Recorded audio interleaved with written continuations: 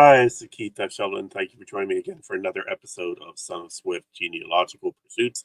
I am Keith F. Sheldon, your host of Son of Swift. And hopefully, we worked out some of the kinks and some of the things that didn't work so well last week, but trying and growing. Just as the research keeps coming, uh, the content keeps going, and our way of presenting it also will update. So feel free. We should be back every Tuesday night, and hopefully I have updates or something every week.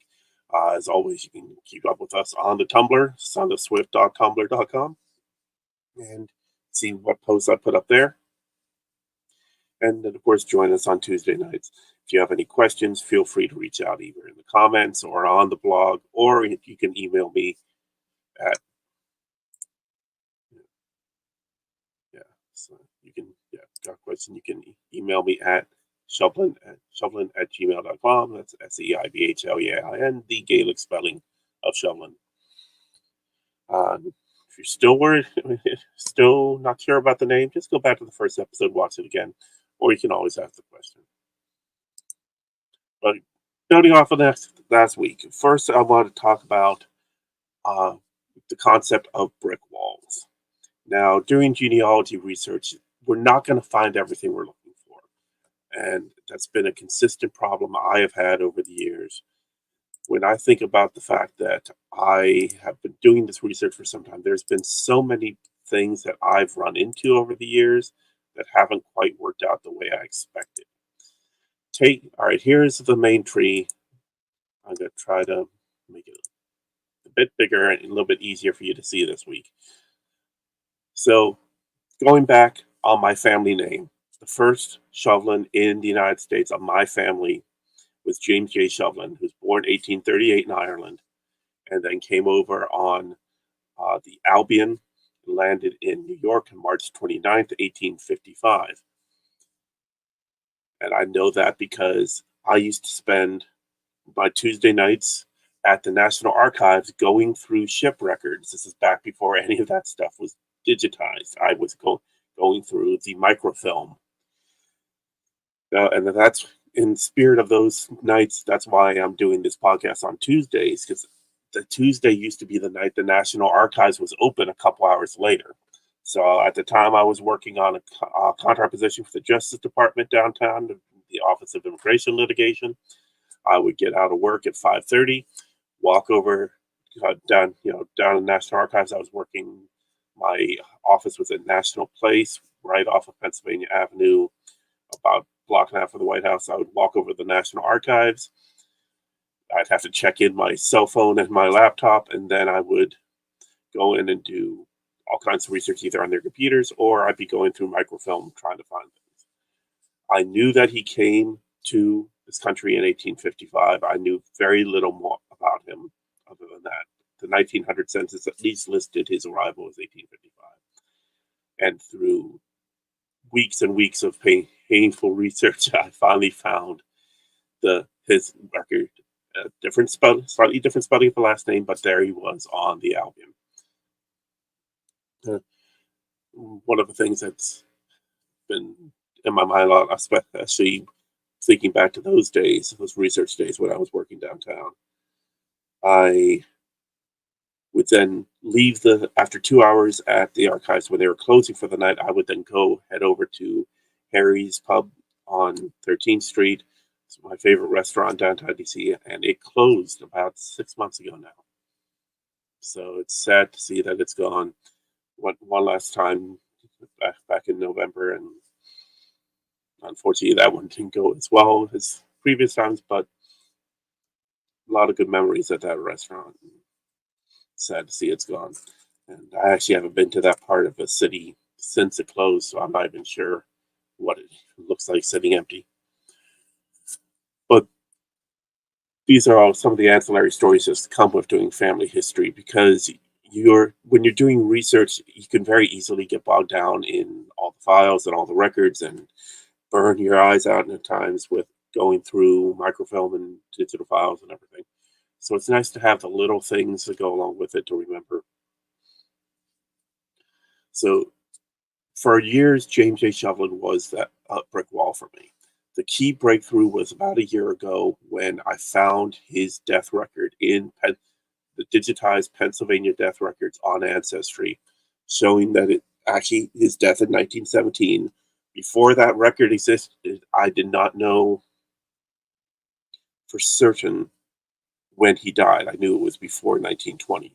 And about the same time that I found his death record, I Find a Grave also updated with two copies of two obituaries for him, a short obituary and a much longer one that talks about how he was living with his daughter at the time of his death, and just a little bit more detail in his life. But when I found his death record, the key information there was his parents' names. So the brick wall that was James J. Shovlin is still an impediment, but not as much as it used to be. And now his parents, James Shovlin and Mary Herron, or as I said last week, Mary Herson, depending on how you read the person writing, they are the brick walls on that part of the family now. Now, as I've been getting ready to publish some of my genealogy research, I've been just shoring up parts on the Shovlin family line right now. The descendants of, I mean, the ancestors of John Francis Shovlin Jr., who was my great grandfather. So that's his father's family, and a lot lately I've been focusing on his mother's family, the Garvins. And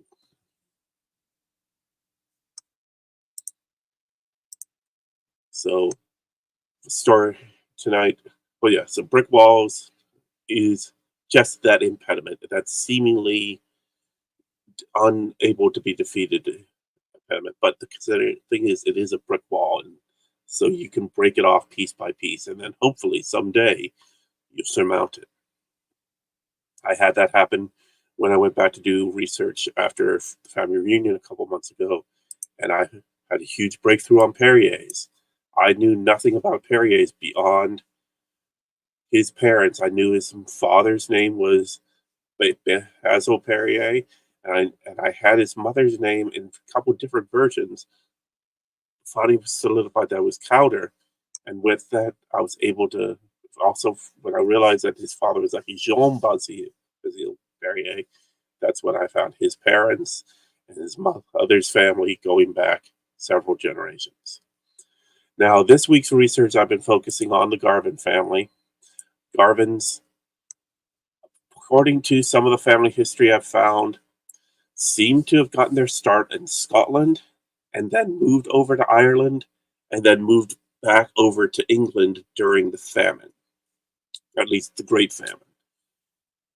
So I've been trying to get deep into Thomas Garvin and see if there's anything. As you can see, a slightly different spelling here, Garvin. I've had John Richard Garvin's parents, Thomas and Bridget, in my research for the longest time, but little trouble finding anything more. Last week I told you the story about finding the biography of Thomas Garvin written by his by a descendant cousin Marjorie Brubeck, shared by Gene Fox, based off of a letter by John Gallagher, who was his son-in-law or grandson-in-law. Well, I'm trying a different tack this week. Now, for me to see from Thomas Garvin, we've pinpointed. I know he never came to the United States. He emigrated with his family from Ireland to Cumbria in England during the Great Famine, and he died in Clayton-Moor, Whitehaven district. And reasonably able to surmise, based on the records I've seen, that he was from Antrim in Northern Ireland. He was born and raised. And now, of course, we know from the biography that he was orphaned at a young age, him and his two brothers. And so this week I was trying to build off of that, see if I can find the brothers' names, see if I can find anything about the family. And so far, not so lucky. So I'll start to try a different tack the past couple days. And that different tack is thanks to my work at the Library of Congress, where I was able to track down in the library's genealogy collections. We have local history and genealogy room. This book, The Garvin Genealogy, Descendants of Henry and Sarah McKee Garvin of Ireland and Pennsylvania, Part 1, compiled by Richard M. Cochran Sr., 1983. Now, this Henry Garvin that this book talks about was born in Ireland in 1750, thereabouts. Not exactly certain about the date he was born. We know he came to the United States. He served in the American Revolution, and he is uh, descendants of him use him as their track record for membership in the Sons and Daughters of the American Revolution. So, looking through the book, obviously there's no direct connection to the Garvins of my family because the Garvins of my family uh, were living in England into the late 1800s, and this person came to the United States in the late 1700s. So yeah, he was born over 70 years before, I believe, Thomas Garvin was born. And of course, this research from 1983, which was mostly analog research, there was no computer, no digital records back then.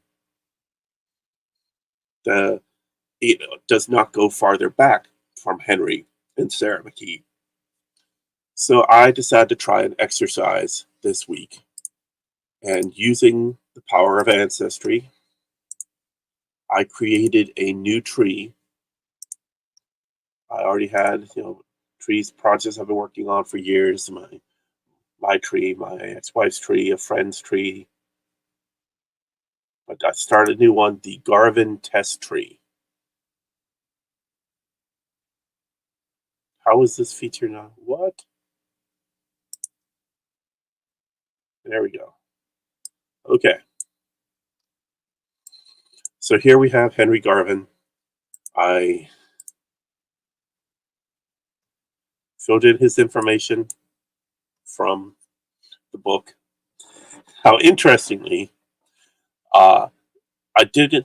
I was going to talk about him as part of this podcast tonight, but with a bit of historical interest, today is September 17th, which is Constitution Day in the United States. It's the day that the Constitution Convention officially approved the U.S. Constitution and prepared it, released it to the public for them to be ratified.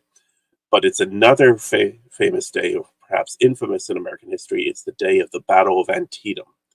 This was a battle in the American Civil War in Sharpsburg, Maryland, along Antietam Creek, where it was the Southern Army, the Army of the Northern Potomac, under General Lee, who attempted to march north, and the Army of Northern Virginia marched north. The Army of the Potomac, under General George B. McClellan, caught up with them first at South Mountain in Maryland and then further at Antietam Creek, pushed them back and forced them to head back south. Of course, Lee and his army would try again a year later, leading to the Battle of Gettysburg. But on this day, September 17th, 1862, it's the bloodiest day in the Civil War. The battle only lasted the one day, and it was the highest number of casualties of any battle, any single day battle in the war. And effectively, the battle was a tie, but Lee left and retreated back south. McClellan was left victorious on the field, so that was considered a good enough victory for President Lincoln to then follow on with the release of the Emancipation Proclamation, effective January 1st, 1863, the first steps towards freeing the slaves. Now, the reason it's interesting with Henry Garvin is just in the book and the history, Henry Garvin died from drowning in Antietam Creek in Washington County, Maryland in 1807. So, 55 years prior to the battle, he died by drowning in Antietam Creek. Just funny how that lined up with today. So I started to try to create this tree. It's, as you can see, the hints They're giving me stuff about the people I filled in. I filled in him and I filled in his wife, Sarah McKee. Then it connected me through hints to other records, and I was able to fill in all of his children, even though that's not really important because the more important thing is finding Henry's parents back in Ireland. So they did give me that as a hint, in which it pointed me to James Garvin and Margaret Cobb.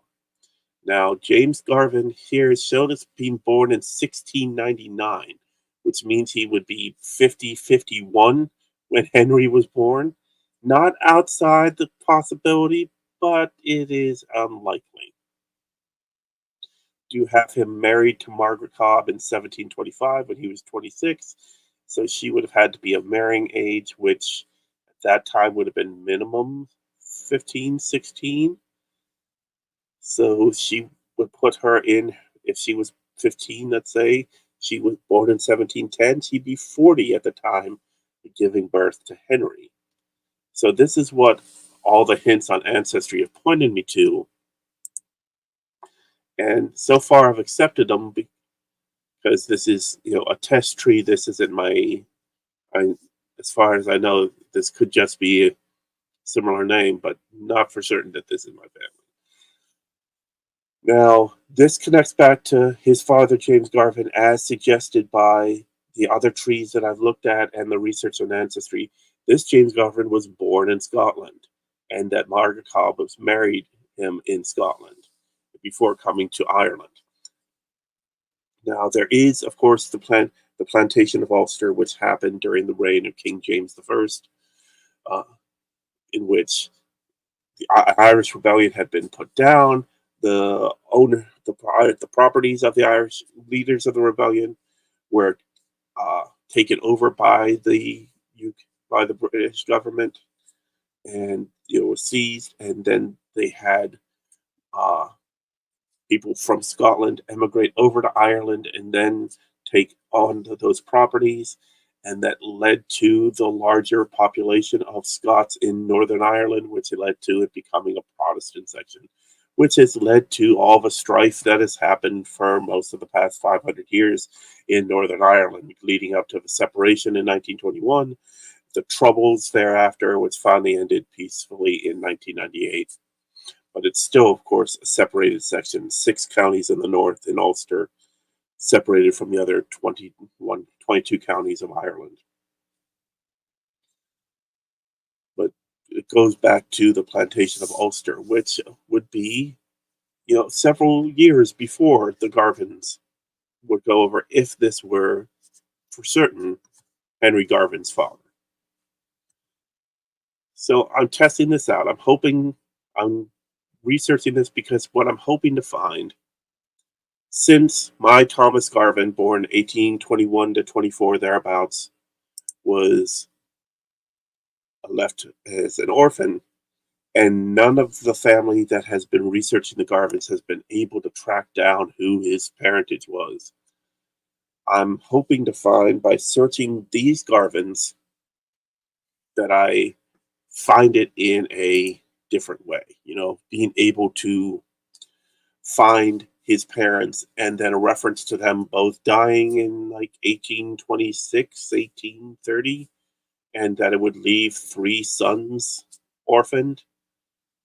And what I'd expected, if I am able to find those Garvins, maybe they're born in Scotland, maybe those are the ones that came over, maybe this is the, I mean, maybe it's Henry's nephew that was Thomas Garvin's father. It could be. So far, I've not been able to, from these trees that I've looked at, been able to find additional children of James and Garvin and Margaret Cobb. On some trees, I've even seen different spellings of Cobb.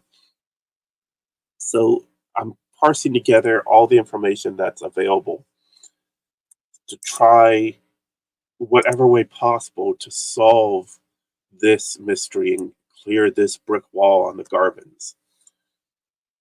And if I could be the one that could find Thomas Garvin's family, that would be so great. Not only for my own family that I could share, but then all my cousins that have been looking for years, being able to clear this brick wall would just be such a weight lifted off our shoulders. I mean, there are quite a few of the Garvins that are actually Garvin by name, surname, that I'm sure that if they were tied to this history, they may have looked at this book on Henry Garvin and thought that, well, that's not my Garvin because my, mine didn't come over to the United States until the 1800s. But here I find that no, it could be. There, it's still a lot of questions, and so there's a lot of research to go. I'm hoping that this is a positive way forward, but I'm also mindful of I can't spend too much time focusing on this because I do want to get this section of the family history to ready for publication. And right now, I'm worried that it's just not enough to put out there, focusing on that ancestor and those that came before him.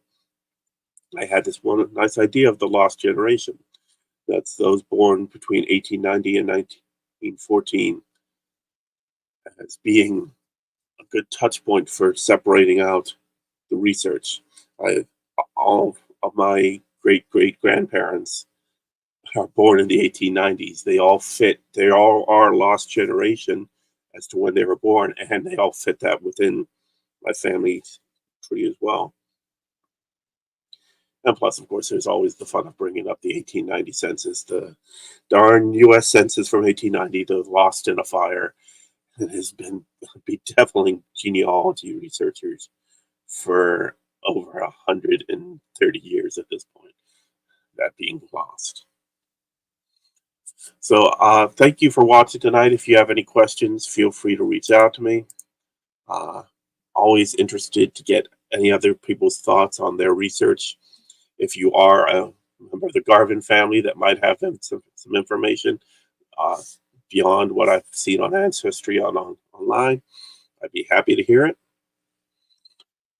Uh,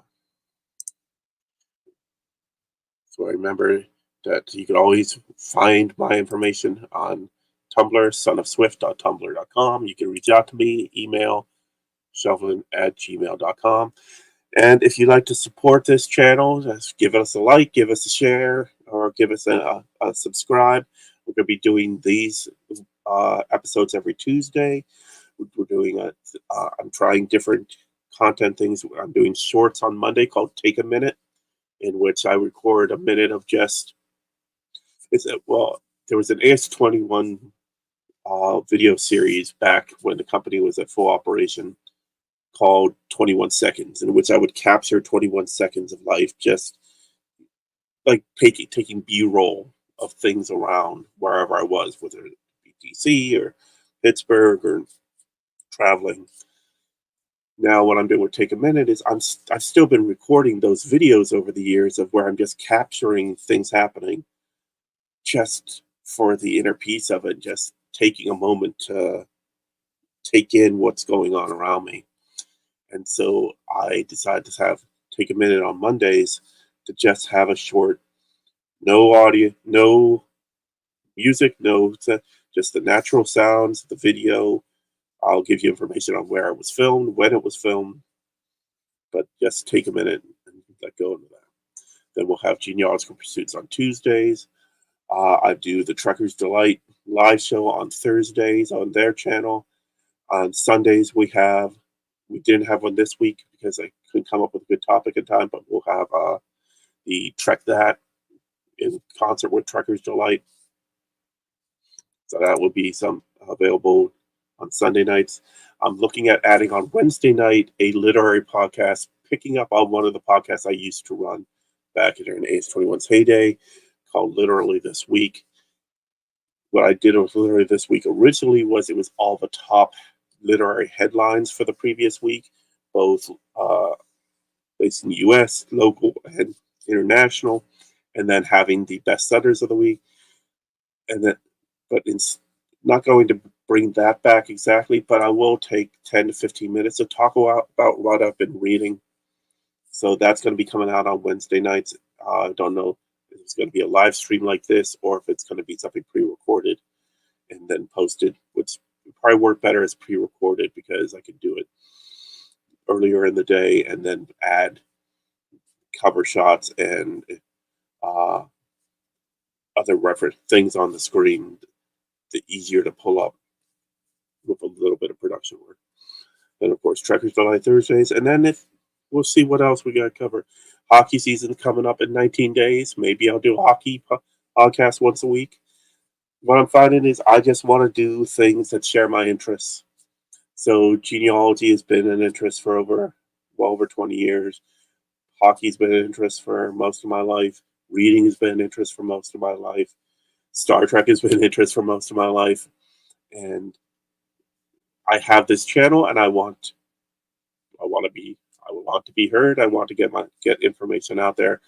I want to be able to help people find their family history, teach people about things, recommend good books, recommend things to do, and who knows, maybe I might even do like a local news podcast where just local to my Lorton community here in Lorton, Virginia, and stuff, Southeast Fairfax County.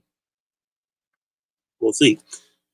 You leave your thoughts in the comments below, message me, and see where it goes. But support the channel, please. So like, subscribe, leave comments. You can check out the merch store, tpublic.com/stores/swift, where I have a lot of stuff up. I have a lot of political stuff that I've been putting up since the changeover in the Democratic ticket. I am a Democrat and supporting of the Kamala Harris, Tim Walz campaign. So I put up a bunch of designs with those in mind. But I also have a bunch of other designs, uh, quotes, local history, just all kinds of different things out there. So be sure to check that out if you're interested. And if there's something you'd like to buy, please go ahead and do that. And and even go from my link, going and buying something from someone else's store, that actually helps me as well. So please check that out. tpublic.com/stores/swift. Thank you for watching. I'm up to about half an hour here, and that's my end limit for tonight. You have a good night, and I'll see you next week.